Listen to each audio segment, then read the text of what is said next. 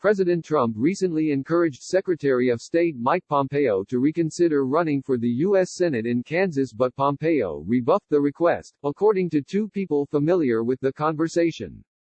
Trump spoke to Pompeo about making a bid for the seat during a one-on-one meeting at the White House about 2 weeks ago, both people said, suggesting that Pompeo could definitely keep the seat for Republicans if he ran.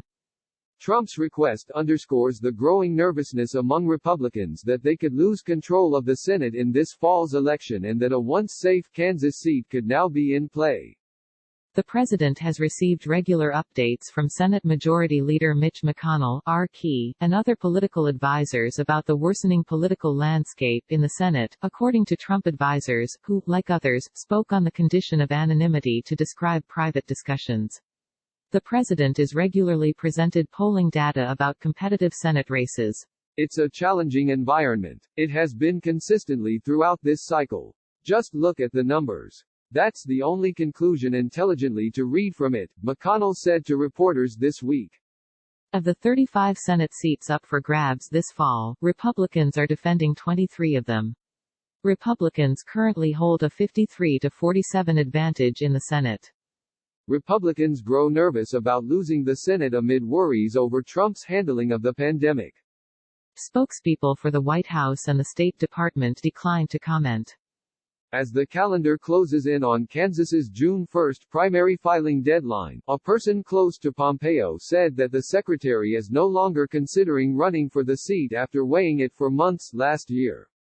Officials say Pompeo, who served as a congressman from the Wichita area for 6 years before joining the Trump administration in 2017, wants to remain Secretary of State out of a concern that he has unfinished business to complete.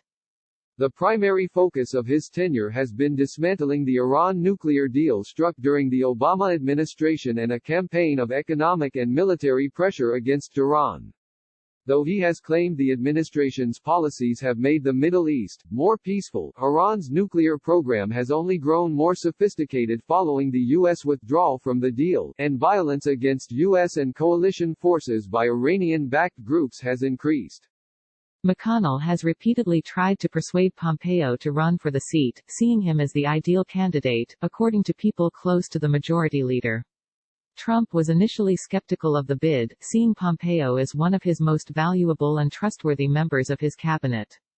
Some people close to McConnell were frustrated when Pompeo decided against the bid in January.